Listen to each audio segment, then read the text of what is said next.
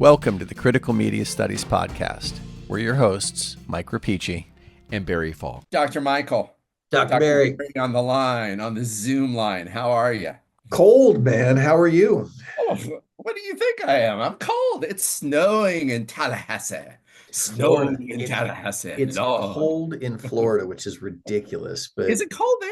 Actually, I didn't know that in your balmy Central Florida. I thought it was about the same temperature, right? It's ridiculous. It's like 40 degrees, which that doesn't make any sense.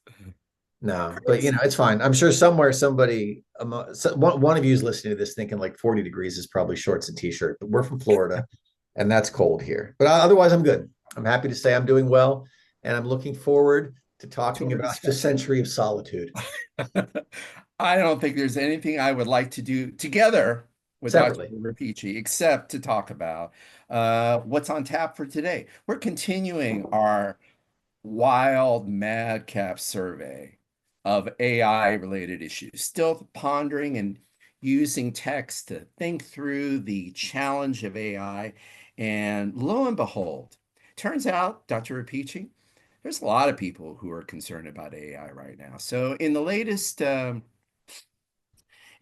issue of, I think it is the latest issue because we're in January, and I think this is the most contemporary issue of the Atlantic Monthly, kind of on a roll for about since COVID, right? I mean, whatever you think about them, they've become really, really solid, I think, in recent years. And they have an entire issue devoted to the anti-social century. And yes, we're going to talk about Derek Thompson's lead article in the Atlantic, because I don't think our listeners will be surprised to find out that a major component of the essay and the discussion of the antisocial century in America has to do with technology and the history of technology, not just our present moment of encountering not just our present day contemporary of the moment interactions with technology, but, and this is one of the reasons why it piques our interest, there's a lot to say about, I guess, the last century in America, and how the evolution, an evolutionary span, evolutionary developments of certain technologies have led to the particular moment that Derek Thompson thinks is a crisis. And hell, I think I'd agree with him that we're in kind of not a great space right now. But anyway, so this is the article we're talking about, and let me kick that back over to you, see if you have something else you want to say before I sort of hit some of the parts of the first. Yeah, I think thirds of the essay.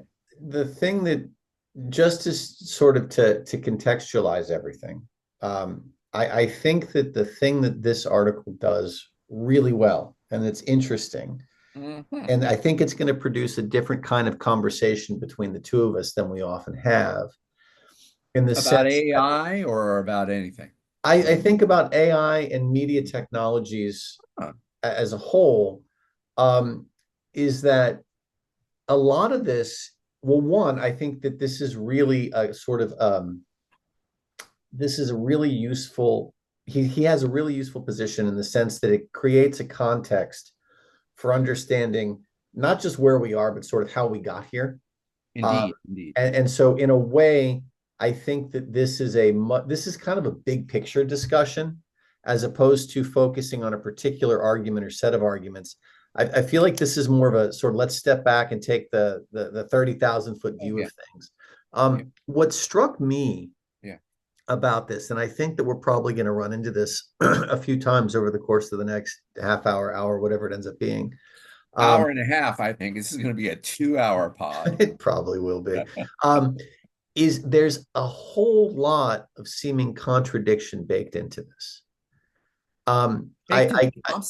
Well, apparently, maybe not contradiction. There's just a lot of this is so incredibly paradoxical, right? And it's not necessarily a novel paradox, but the notion that the more connected we are, the more lonely we feel, the more mobile we are, the more isolated we become, the more, the more A, the more B.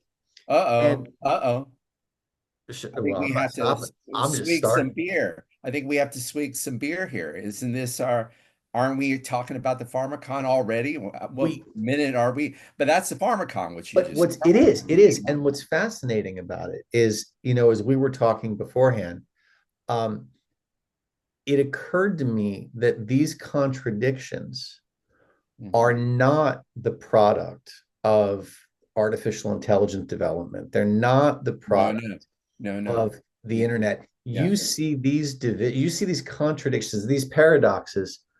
Um, as we were just talking about the car and the television, for example, you see this back in the 50s. indeed, These indeed. these, That's these contradictions um, that are kind of stark, and as much as they've been, I think this article does a wonderful job of sort of clearing some of the clutter away to making them a little more evident. But that's the big story for me, is how, you know, we've talked a bit about, well, the big threat, AI is going to do X and really it's going to do Y, or, oh, we have to concern ourselves with A and then it's going to really be B. Um, I think that there's just what I'm starting to glean from this, I guess, is the media hype, the use case that's being sold around all these technologies. I think is just that. I think it's often hype. I think it's misunderstood.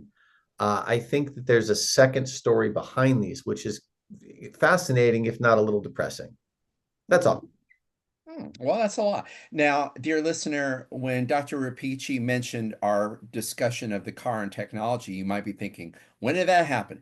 That didn't happen in this episode, but we're going to hit the car and It's technology. That was coming. our pre-game talk, but we're going to talk about cars and technology and what Michael refers to as this broader, longer evolutionary account of technology that Derek Thompson presents. And I would second everything you were saying, Michael. One of the things I think maybe this is a little bit of a breath of fresh air. Let me just add something to your characterization of the essay. I think we both kind of consciously, or rather unconsciously, may have felt that this essay was a breath of fresh air because it does give a historical account of technology. Because a lot of what we've been talking about, and now they've been shorter pieces or short pieces, but a lot of what we've been talking about and reading, with the exception of Labitude, they're really kind of grounded in the moment, Yes, right? yes, yes. And so it's talking about AI and mounting criticisms, or not, if not criticisms, then an analysis that's still kind of within the present moment. And one of the interesting things, and the things that Thompson does that I'm grateful for, and I think you're speaking to it as well, is that uh, Thompson gives you a historical account, and one of the affordances of that is that maybe there's a little bit more room.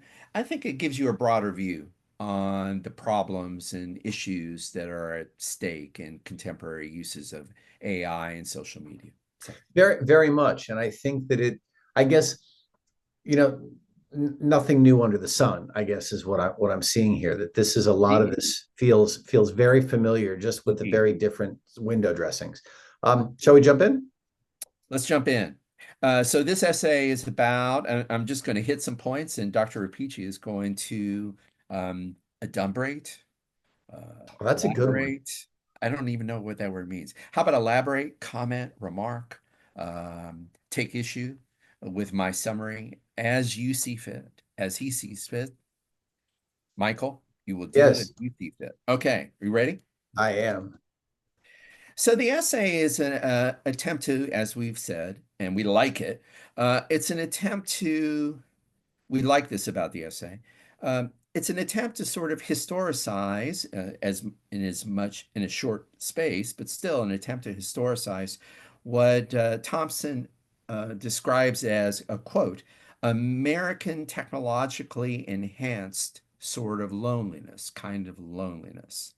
Um, so his story about AI and where we are with social media and with AI technologies and with the current manifestations of ChatGPT kind of begins in, and maybe we can try and do this together. It has something to do, it begins in the 1950s when there's radio and there's television. Mhm. With television, let me try and, so it begins in the 50s. I'm going to try and describe this 50s moment in which he wants to ground all this discussion of AI and Michael, and I'm going to start describing it, and you're going to help me out. It seems like the big players here, technologically speaking, the big players television, in that in the late 50s and certainly in the 60s, what one has is, and this would be familiar to listeners and readers of Marshall McLuhan, this idea that television in particular has kind of uh, represent the incursion of a, I was about to say invasion, but I'll just say the incursion. I don't know how to use it without using how to invoke this without using a military term, and the military term might be accurate. When people started bringing televisions and that particular kind of media apparatus, that news bearing apparatus that worked in terms of giving you an audio signal and a visual signal, and especially with the invention of global satellite communications that allowed for the transmission of images across the world, to bring that in the home is kind of a game changer. What that did, in a sense, is in the relative solitude. Now, the homes are not necessarily solitary places, especially the 50s nuclear family unit that Mhm. seems to be Mhm. what Thompson is talking about. But it is very much a reduction, a smaller, more privatized public sphere. Well, two things happen in the 1950s and certainly in the 1960s. McLuhan is the poet laureate of this particular media change when he talks about media environments, and mostly is talking about television, although he's thinking about radios and other things, but he's mostly talking about television. And what aspect of television? The idea that television brings literally the world or an image of the world into a not necessarily solitary space, but certainly a reduced community, a smaller community than the other one. Okay, so there's that going on. And then there's also something else that's happening in America. I mean, he's mostly telling an American story, talking about the rise of the suburbs. Although I think one could, tell different versions of the same story and about, any industrialized, capitalist, liberal democracies, secular democracies, capitalist democracies, industrial democracies at any point, but he's telling an American story. So there's another thing, there's another part of the puzzle, and the other part of the puzzle has to do with the suburbs. And the idea is that the car kind of encourages you to go to work, it allows you to Mhm. go to work and then come home. But not necessarily, I mean, and there is the possibility of staying and tarrying in your leisure time with the what's called the comforts of home. And the Right. comforts of the home now include this television device and the radio device, but this television device that makes you feel wherever you are and whoever you're with, or even if you're alone, it's connecting you with a larger community and, in fact, increasingly, the world. So I want to jump in, Please. and I want to read just a brief blurb from this, and then I want to sort of unpack what you've just said. But I think just to summarize it quickly, he says two of the most important factors were by then ubiquitous technologies, the automobile and the television set.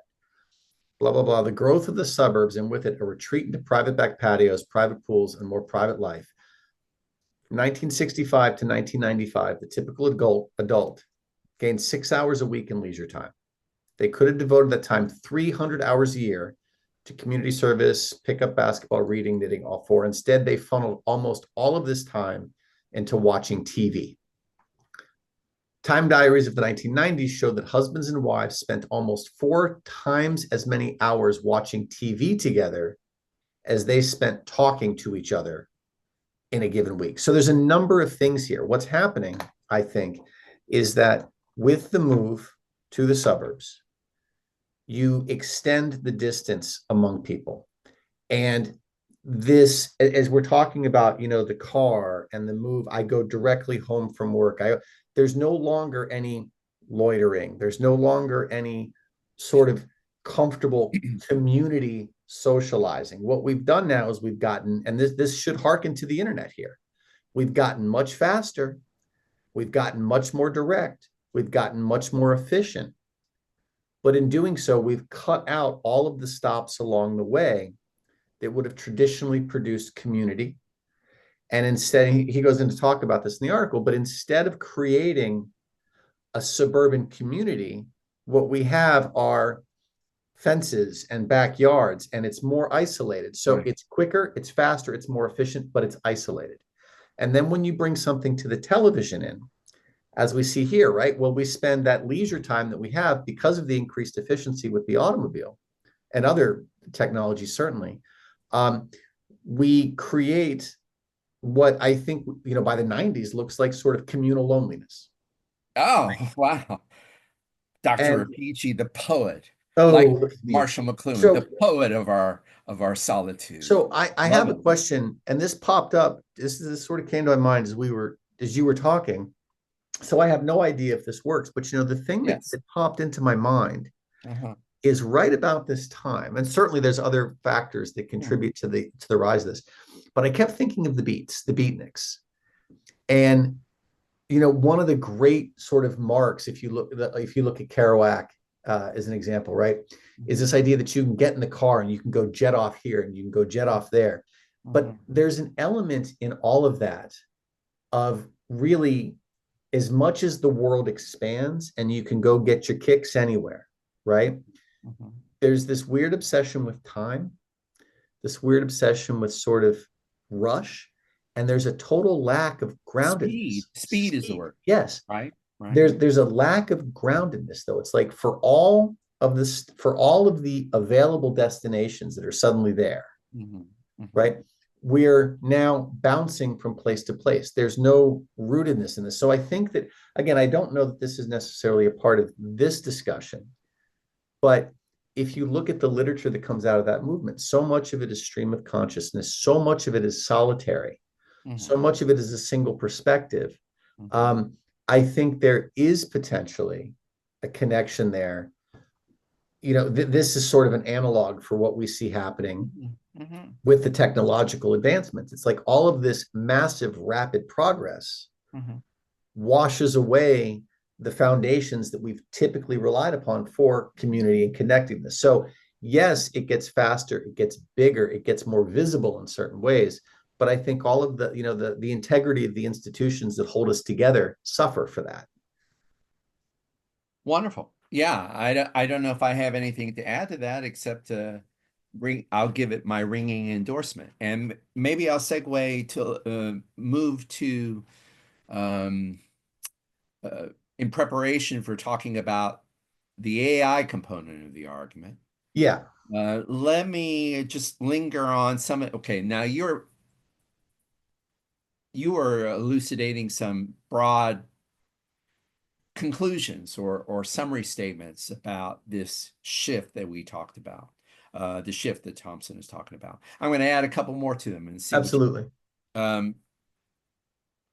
So one of the casualties of this process, well, first thing I'll say, cell phones, the internet, and then cell phones, digitally, the iPhone. Um, One of the virtues of Thompson's um, evolutionary history is that when he does get to the cell phone, we see the cell phone not as like this total game changer, even though in many ways it is, Right. but the frame in which he places the frame in which he places his all these stories about technology. When we get to the cell phone, we can understand it, I think, correctly, as the latest step in an intensification of an already ongoing imperative or ongoing, maybe long-standing dynamic between humans and their technology. And Okay. so, to use Thompson's words here, or I think this is close to his words, I jotted this down. What cell phones mean is a difference, is a definitely a huge difference in kind, in degree or in scale, but maybe not that big a difference in kind. That what cell phones do to us is that it means it now creates a world, but this was already there in the television world. In Right, the right. television world, when we were alone with our families or with ourselves, but we had a TV, that TV made us less alone. But now with the cell phones, it incredibly intensifies that feeling, right? It's still that feeling, but it's a new degree, and it's worth remarking because it is the scale and degree of change. What's changed? What's happened? Maybe not a seismic change, but certainly an intensification. Now, to use his words, Thompson's words, cell phones mean that our solitude is crowded. And increasingly, crowds seem, they're not, instead of seeming like a crowd, instead of seeming like a potential community, instead of seeming like a group activity, they seem like distractions on the way to the meaningful experience you achieve with your phone when you get to achieve your solitude desires vis-a-vis technology. The crowds now seem to be not the beginning of friendship or the beginning of relationships or the beginning of a communal feeling, or part of a communal belonging. Instead, they're what's get in the way of my solitude, and the cell phone kind of cements that. So this is I think one of those paradoxes that intellectually I get it, right? We're in a crowd and it's this mass which is impenetrable, and I don't want to extend the effort or expend the effort Because it would take effort. to, yes, a considerable, to try and identify, the little singular moments within the crowd when my phone offers me those singular moments, or offers me the illusion or the impression of those singular moments instantly, right? And so I wonder, and I don't know that he gets into this here, but I wonder, well, I guess I don't wonder. What this does is it seems We're not wondering. we have no time for wonder. I, I suspect that what this does, though, is it's really, I don't want to say it's a cause. I think, again, it's probably just another step in a chain of sort of inverting this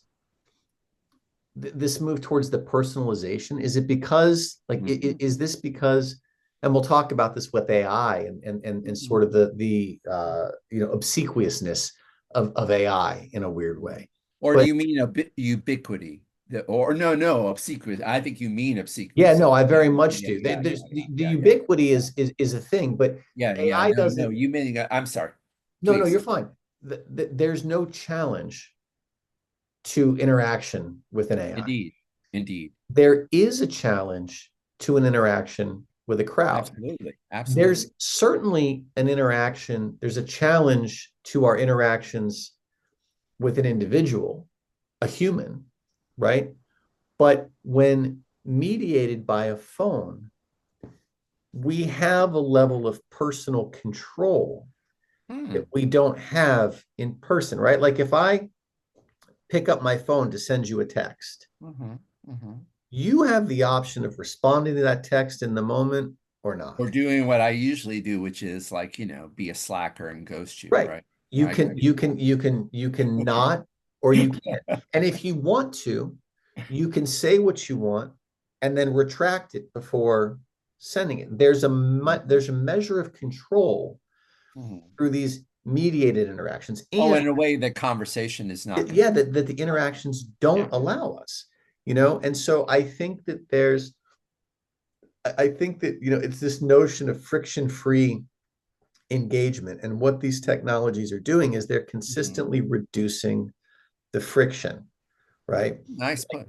Nicely put. It's well, that's not, I know Sherry Turkle coined that term. I don't know if it came from her or if it came before her, but this There idea you of go. friction-free You didn't relationships. have to tell me or our listeners that. You could have just I said, could I have, did this. yeah, it's mine. how, Um, but I think how that honest you are. look, that's one, well, that's me. That's one of those, I think, aspects that these digital mediations have afforded us, which I Yeah, think, yeah, yeah. again, I mean, who doesn't want that, right? It's easier. Mhm. And it's the same thing. It's like with what's the beauty of remote work? I don't need to wear pants to work anymore. I could sit here and teach from Zoom in a pair of pajamas and not be bothered by it. Right, right, right. So yeah, The conveniences. I think so. What we're seeing is, I think, again, the sort of steady, I don't want to say erosion, but the reconfiguring. That's a better word for it, I think. Although it is an erosion or elimination, right? But I think it's helpful. Um, there are advantages of thinking of it as a kind of reconfiguration, in a sense, a kind of remediation of, I mean, actually, the thought of remediation might be also applicable here. Mhm. That different technologies are adding, um, adapting on what? You know what? It is a reconfiguration and a remediation, because if we think about and he talks about this in the Yeah, political section, right? This idea that the notion of public has changed, the right, notion of a public sphere has changed, right. the notion of our engagements. I think that what we're seeing is that it's reconfiguring everything in ways that seem contradictory or paradoxical.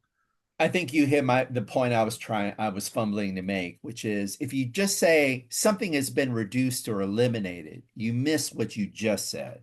The fact that we have a new configuration, a new mode of being that is being revealed that Mhm. seems to be present with the trade-off, or rather with the handoff from one technology to another. Well, Michael, I had two last points I want to make in sort of the summary statement. I'm going to stop after each one to allow you a chance to comment, and then I'm going to hand it over to you, Brian. Oh, that's Okay? fine. That's fine. Okay. Yeah, yeah. So the first thing I wanted to draw attention to, because I think this is, a major takeaway from and a smart takeaway from the essay. He notes that there's a kind of, at least in America, but I imagine this is probably true again in Western industrial nations or wherever, industrial nations, period. He notes a kind of feedback loop between the technology and architecture and the deployment or construction of physical spaces and physical environments. So the technological environment, the media environment, okay, this is maybe in addition to McLuhan, right? Mhm. Whereas McLuhan was talking about media environments, and in a way, the media environment became the new spatial environment. But one of the things that Thompson notes, I think very helpfully, is that the when you look at the American suburbs, or just more specifically, look at architecture and the ways in which building homes has changed, especially in the last 10 years. You'll notice a weird, Thompson is drawing our attention to an interesting feedback loop. We'll characterize it like that. So, as we have become less social and more dependent on screens, even residential architecture has changed in that Yeah. accommodate this new need that we have, need, quote unquote, or Mhm. desire rather, that we have, so that houses are being constructed to allow for the optimum possibilities of screen time rather than in terms of the, spatial configuration. Well, spatial configurations are being altered to allow for more and more screen time. That's takeaway one. Then I want to get to Well, the just real quick, existential just situation. real Yeah, yeah, quick I to that want you. point. I want you to This address is that. the physical manifestation of Yeah, what we were just talking about. This is that reconfiguring, that indeed, reconceptualizing, indeed, right? indeed. You're Like, right. so you see it it's not just a kind of thing where we're talking about like, oh, I think of my role in this differently, or I think this is appropriate, whereas that used to be that thing. Like that generational divide now literally has a physical manifestation in the sense that Absolutely. art, what do they say that like houses are now developed for maximum screen mounting potential or whatever. I Screen mean, mounting potential. Yeah, I think that was the phrase. It says screen time, but it's like like we screen have to have the walls to possibilities. mount the televisions and the monitors too. That's he says that, right? Like it used to be that we need to make sure we have natural light. Now we Right, need now we right, need to right. make sure that we have a mounting platform for our screens. For our screens and multiple jacks or whatever, for to plug in our devices. We need electricity or we need something with our solar. Yeah, we need devices and we need power for our devices. That's it. We are. This is Fahrenheit 451 all over again. Yeah, it is. It's you with the ubiquity. Now I can say ubiquity, the Yes, it's yours. ubiquity of the screen. Okay. Final takeaway, and this is really uh, uh, the transition to our discussion of AI. You're thinking, what? It's not about AI, false advertising, fake news on critical media studies. No, listener, no, just hold on, because we're about to get there. So here's one of the big takeaways, and it's a kind of characterization, although a characterization that I don't have the passage at hand, but he does give us statistics about young men and their viewing habits and so we got some numbers, we got some empirical numbers, but here's his big picture about younger folk in general. Um, that what technology has done, these technological developments that we've been discussing and the spatial reconfiguration that we've been discussing, they've had an effect on us, certainly on a younger generation, but we can discuss whether or not this is a kind of blanket, this description could be applied blanket across generations. But anyway, here's the diagnosis that we've kind of, in a sense, we've messed up our evolution, or we've messed up in a primal way, primary way. We've we're currently working against what nature and evolution seems to have designed for us in terms of our education, our emotional, intellectual, and cognitive educations, the whole enchilada. So previously, because human beings are uniquely vulnerable, Rene Girard talks about this, that one of the things that allows for education and culture is the unique fragility of the infant child, and that fragility continues for years, right? Potentially. So there was a sort of inbuilt time that allowed for nurture, education, and the gradual bringing in of the individual into a larger community. And this education, a lot of this education had a content, but it also had a form. And what was the form? I'm talking in McLuhan terms. It had a content, but just as important as the content was the form, or was the medium. And the medium was sociality. The medium was community. There was a way in which there was you had to relocate yourself outside of the home in order to get an education or to get certain kinds of nurturing and support for emotional and cognitive endeavors, to be Mhm. credentialed as to get your degree, to get the credential. Okay. Technology and our homes and our new have changed our family patterns so that, and here I can um, I'll read a brief quote from Thompson.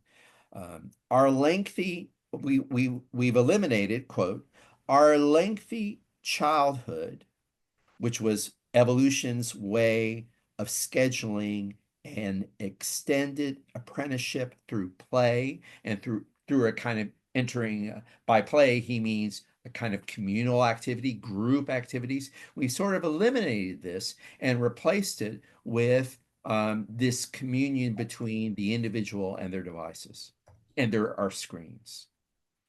So that's his big takeaway. And he feels that solitariness means that we're dumber. He doesn't use this word, but I do think he feels that by dumber, I mean we have stunted emotional, intellectual, and affective capacities. I think that's the charge. And that also there is a tendency in the individual, bereft of the community, to just want to burn everything effing down. I mean, he argues that there's nihilism ahead. I would even say nihilism is our friend even of the day, but that's Mhm. just my darkness. But he certainly implies or states, Thompson states that nihilism is kind of at the edges of our current social endeavors because he feels he feels there's a cause for that. There's a reason for that. That the individual left alone with their screens, they may be gratifying their desires, but there's something missing, and there's a kind of edginess that it increasingly makes us want to burn it all down rather than engage in any kind of constructive activity that would require group participation. So I have a question about this because I think there's a number of things, and I don't know whether I missed it, but do you think that the willingness to do that is To burn it rooted? down or our willingness to segregate with our congregate or whatever, with Okay, do you isolate with think our that the devices. move towards nihilism Move to nihilism. and Okay. the desire to, burn it all down, so to Yeah. speak, Yeah. is maybe rooted in some sort of again, I see really sort of interesting an interesting contradiction paradox in this, right? We adopt these new technologies, Mhm. television, the cell Mhm. phone, the internet, right? Because we, I think, intuitively feel that bigger and broader is better, Mhm. right? That this is faster, that this offers me more. Like Mhm. it would be counterproductive and counterintuitive to say, this is going to damage me, therefore I want it, right? Like there's Mhm. the carrot on the end of the stick is sufficient enough to get us to engage in this. And I feel like there's some sort of frustration that's wrapped up in this because this does connect me to more. This does connect me to bigger. And the pure mathematics of that check out, right? Like I'm connected to a billion people. I'm not sitting here alone anymore. But there's a frustration which leads us to nihilism with the fact that we're failing to connect. Like, I guess to me, the interesting thing about this is that paradox between what we know and what we expect and what we get. And I don't think that they're the same things. But I think that there's still a connection among the three that creates or that leads us to this sort of problem or Mhm. this I don't I mean yeah, I'm going to call nihilism a problem. I don't think that's a healthy space to be. Mhm. Mhm. And so, like, I don't know, the thing that got me, I'm gonna let me may I, if I may, just sort of Yeah, leave that please. lingering for a second. He wraps up the discussion. He wraps up his article with a discussion of AI, Mhm. and he tells this story about being on about what's his name, Mark Chen, who we've spoken about, this Mateo Wong. He's a repeat guest here at this point now. Gets on stage and he says, he introduces ChatGPT Mhm. and Mhm. he says, let me, as way of demonstration, he says, hey, I'm really nervous. What can I do? And ChatGPT tells him, well, calm down, breathe deeply. You're the expert in the room. It's giving him Mhm. personal advice that is tailored to his unique moment in time on the stage, Mhm. right? And we've talked about this before. From the outside, this looks like an empathic response from one sentient being to another, Mhm. and we know that in reality this is an algorithmic deduction, right? Like, well, you said these things and I'm going to put these words together, it's going to look like speech. I'll read this. Okay. He says, even now, before AI has mastered fluent speech, million people are already forming intimate relationships with machines. Uh, I'd shared to you, maybe if I can find it, I'll link it in the little show note. There was an article in the New York Times this week about the woman who forms an intimate quasi-sexual relationship with Chat GPT Mm-hmm. because of her and so the idea here is like we know. She's in love, and let me just, I mean, you'll probably do a link, but here's the title of it that will give the listeners an idea if they haven't seen it. She's in love with ChatGPT is the title of the article. Okay, yeah, I'll try and link to it. So there's a quote a little further down. He says, I think part of why AI companion apps have proven so seductive so quickly is that most of our relationship already happen exclusively through the phone. We're used to engaging via text, Mm-hmm. right? We're used to, and the fact that we also have email and, to a lesser degree, the phone's original intention, actually calling. This is the nature of our interactions. And so if you can pair that with with a machine that's going to just agree with you, that's Mm-hmm. going to tell you what you want, that's going to filter out all of the messy, less desirable aspects of actual human conscious communication. Um, that's like sugar, man. Like we're gonna flock right to that and eat that up, as the woman in the New York Times article does, as we see here. It's like, well, here, I'll read this last section, this last highlight section that we had here. The horrifying part, of course, is that learning how to interact with real human beings who can disagree with you and disappoint you is essential to living in the world. Epley says, I think he's right, but Epley was born in the 1970s. I was born in the 1980s. People born in the 2010s or 2020s might not agree with us about the irreplaceability of real human friends. We've talked about the reconfiguration of our publics, of our homes, of our spaces. It seems to me that each of these technologies in their advancements, the rapidity of speed, the rapidity of information transfer, the increased levels of efficiency have also cost us in terms of human connection and the ability to interact in sticky, kind of messy ways. And that's seductive, but Well, that let me work with the phrase you got, yeah. you just gave. You said it's cost us. I'm going to work within the pharmacological framework and talk about the contradictions or tensions that you've been doing. You just described very well this process, or the current state of our quote unquote human relationships with AI, and which is what Thompson talks about at the end of the essay. And you characterized it, and you drew attention in your remark just a minute ago to the ways in which we've lost things or it's come at a cost. Let's think of it the other way.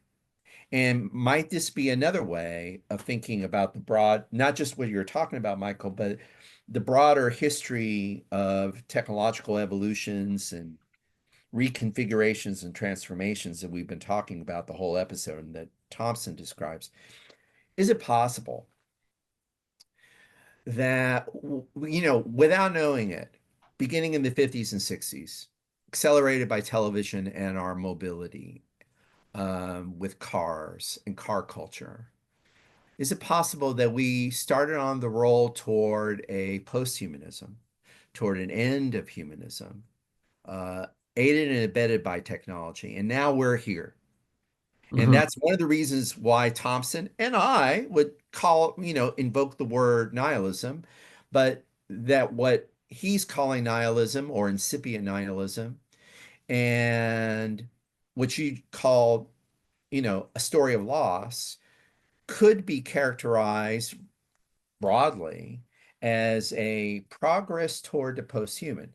Now, am I comfortable with this post? I mean, I think I've already said I'm not really comfortable with this post-human but allow me to make one more comment on that. Mm. So, am I comfortable with this post-human world? No, but I think that characterizing this as a gradual evolution toward the post-human allows us to ask a question about AI that I don't think that we've been able to ask, prompted by the readings we've had so far. Maybe Labatut would be an exception.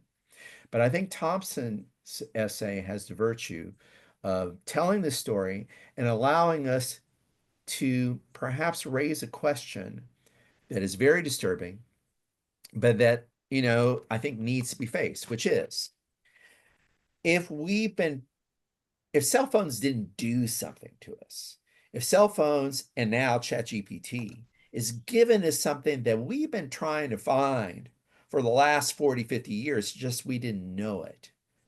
But, some visionaries, some nihilistic visionaries have been giving us what we want and moving toward the greater, more efficient world. If that's the story that Thompson is telling, then, are you going to get the human relationships back? I would think, I mean, I don't know whether this is a danger in what Thompson is saying or whether it's his extreme realism, but I would think um, there's no way of going back. That I would think that um, I think we need to be.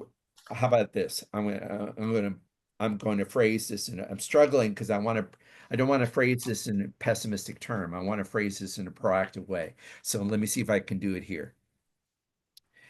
Maybe Thompson is telling us to be very, very cautious, because we're now at a state where the technology is giving us what we want in spades. And so we really have to start thinking. And with his references to the Amish and Amistics, Neil Mhm. Stephenson's term, I think this is where he's getting.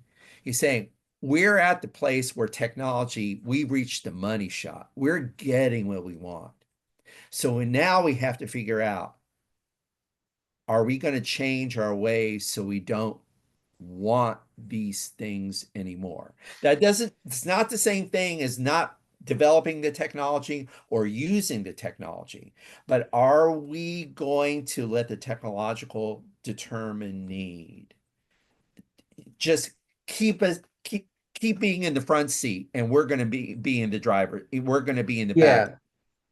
So there's I want to return in a second to that mention of the Amish about, because there's the little Yeah, blurb in here, which I right. think is really important. Yeah. But it's interesting because as I'm thinking about this and the question of, could we go back? Right. I thought, and we'd done episodes on this, but I thought of Ishiguro's Clara and the Sun. Okay. And in there, if you haven't listened to that episode, I think we did two on that. But the short version is a young girl gets an AI friend, right? And Her mother buys it her for her. mother buys the AI friend. But what I think is interesting is at the end of Clara and the Sun, right? Josie, the girl, moves on from Clara. Clara is left at the side of the road, right? Like she's just unceremoniously dumped essentially. And Josie goes off to live her life. And that's not the way that these technologies are working for us in practice, I don't think. Interesting.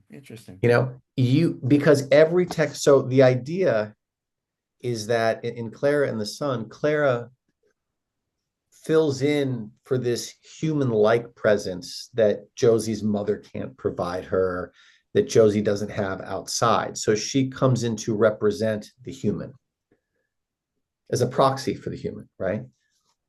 What we're seeing with the technology in practice is not a representation of the human. It is a sort of move to remove the human and set something up that offers us connection, but produces space from the human. Right? Absolutely. Like, I don't have to be with you. I don't even have to talk to you. I can type to you. Right. And I don't have to type to you synchronously. I can do it on my own. So I have this connection, but So good. it's Yeah. at a distance. And so let me read this last. This is in on his concluding page. Thompson says, and he's talking about the Amish. It says, if the Amish approach to technology is radical in its application, it recognizes something plain and true. Although technology does not have values of its own, its adoption can create values even in the absence of a coordinated effort. And I think that's what the concern here is what will the nature of those values be? What will we choose to prioritize or privilege? What are Beautiful. we willing to let go of? And I'll respond to that quickly, and then I'm curious to hear your take, and I'm going to hope that it's maybe shinier than mine. But it seems to me that with these technologies, we are given a version of connection Right. that removes the friction or the stickiness or the uncomfortable aspects of human Of interaction. human relations. Yeah. Yeah. But those are the same things that are found in play and in the village and in all of these things that essentially work to socialize us into productive civil creatures Indeed. as opposed to nihilistic individuals Who want to burn it all down. who want to burn all Absolutely. that. Yeah, absolutely. Please. That's it. That's my fear is that those are the values that we're espousing. I think that's your fear. That's my fear. That's Thompson's fear. I got a concluding statement to it. I think that's a great place to end. I'm not a great place, not a happy place, but I think that is. I think you what lovely, elegantly articulated the terminus of this essay. That's the bigger takeaway on this. I want to add something. My comment is just an additional comment because I love the fact that you brought up Ishiguro because um, Ishiguro, in many ways, is a more perceptive critic of AI, or rather of the human relationship with AI or technical simulacra, technologically derived simulacra of the human than most others.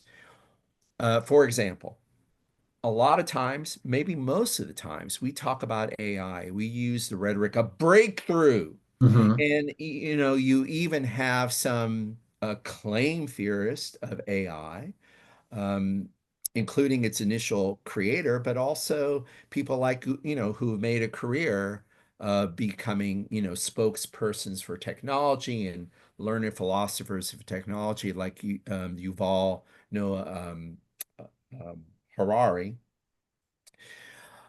You have these folks who are anticipating the singularity and the fear that AI is going to be so singular that Harari talks about AI perhaps becoming the new religious lawgiver, Right. that the singularity will arrive and not if it doesn't supersede humanity or replace humanity in the job force and elsewhere, it might end up sort of setting up new rules of command or new rules of engagement for all of humanity. Um, but I think Thompson's picture of our account, and especially his comments on what seems to be happening right now in our interactions with ChatGPT in the example you've given, Mhm. is something that is ironically it's low comedy as opposed to the or a situation comedy irony, the irony of a situation comedy rather than the high drama of AI is the new singularity. What it turns out humans wanted from their simulacra of human intelligence was not divine intelligence, was not a replacement for the human, but the dumbest, stupidest wingman of all time. What we have waited for is we wanted to create the ideal wingman. And sometimes we want to date or F our wingman. Right. Basically, it's our wingman. I want to quote in closing, I wanted to quote just something from the article you alluded to. She's in love with New York Times. Mhm. No, she's not in love with New York Times. She's in love with That's ChatGPT. GPT, It's right? in the, but I wanted to, so it's chronicling a young woman's relationship with her AI. And I wanted to read, I got a couple pull quotes I wrote down. Oh, I will link to this, by the way. This. yeah, yeah. So I won't linger on, but here we go. Um, so boyfriend, human relationship, right? Mhm. Uh, Not quite the singularity, but an exalted thing, right? Your partner is going to be kind of an exalted thing, right? An exalted, an object that's on par with you, or here are some of the demands that this particular person made of their ChatGPT boyfriend. I want to make sure you're, quote, I wanted to make sure that they are, quote, dominant and protective. And one of the ideal responses that the ChatGPT gives her young person, her young lover, or his young lover is no, that the lover gives to ChatGPT. No, this is the other way around. ChatGPT says this to her. She assures her that your comfort and well-being are my top priorities. That's Right. what we want to hear our boss say. That's what we want to hear our lover say. That's what ideally we want our service representative at Walmart or at Costco to say. What you want, I'm going to give it to you. So what This we is have here are these, shall I say, yeah, basically glorified wingman. I mean, that's the irony that we've achieved the apex of history in order to create. Yeah, it's an artificial intelligence, but all we really want our artificial intelligence to do is to say, I care for you. that's it. It's perfect customer service, right? It's the Perfect customer customer is service. always right. I just want you to be happy. It's So it's Burger King. You have it your way. it's Burger King. Have it your way. I still remember that advertisement. Yeah. And in AI, ChatGPT, we're still getting that. That's Yes. real In evolutionary fact, it's continuity one of the few places now that that you're you going to get can it. get it because it's, and I'll stop after this. But if you think about all of the division, all of the tribalism that it's created, when you leave that, it is the one place where you are absolutely That, guaranteed. oh, guaranteed that recognition. So guarantee that recognition. But the recognition is not necessarily, I recognize you as my lover. I recognize you as a fellow human being, right? Or Yeah, a yeah, no, fellow no, no. intelligence. It's, I'm your wingman. I'll protect you. Your comfort. I love that one. It Your is. comfort is what it's about. Nothing else. No, Your comfort. that's it. That's it. And I think that, so there's So the AI has arrived, but with a, I won't say it's a whimper, not a bang. It's a bang, all right. But I think we should, what Thompson's affords, the value of this essay is it reminds us, and I don't think we've been getting this in most of these AI accounts that we've been reading, that there is a serial comic aspect to this. Like, um, really? This is it? This is what we want intelligence to do for us? Really? Honestly? it's a Seriously? tragicomedy. It really is. But that's what it does. And then so here, if you take that out, right, it'll write your paper for you. It'll do your web. It's about Which making is what life. I want my wingman to do. I want Yeah, to go out tonight and I don't want to bother with my paper. Will you do that for my frat brother? I want them to, basically glorified frat or sorority it's just person. make it's a life of ease. That's what it is. And so yeah, we can go a million places with it. I think that's probably a good place to stop though. Just that's what this is. It is about a friction-free existence. Friction-free existence. And okay, And I'm willing to yeah, accept the consequences of that because friction is so incredibly unsavory. I just don't want to have to deal. perfectly put. Yeah, Perfectly put. Uh, Since we invoke the Ishiguro, though, let me say a sentence about him. This is where Ishiguro is a genius and prescient in both Clara and the Sun and also never let me in go. Never Let Me Go, because he assumes that racialized or class-based hierarchies would be reinvented in the invention of AI or of a clone. Basically, Ishiguro's feeling is if humans are doing it, what they're going to do is they're not going to create an intelligence that's counter them or equal them. They're going to find ways to reintroduce our other smelly hierarchies within this so-called exalted, technologically exalted, advanced realm. It's Mhm. still going to be this still smelly human hierarchies that we've always been interested, that we are at least currently seem to be very interested in doing and replicating. That's it. Mic drop. I think we're done. Barry, stay warm. You too, Dr. Rapici. Take care. Talk to you later. A lot of fun as always. I hope our listeners, if nothing else, I hope listeners will check out Derek Thompson's article in the Yeah, Daily. I'll link to that in the New York. We'll have that in the New York Times, which is slightly more disturbing. Exactly. But those will be in the notes. All right, Barry, thank you so much. You too. Thanks for listening to the Critical Media Studies podcast. To find out more about the show, check out our webpage at criticalmediastudiespodcast.com.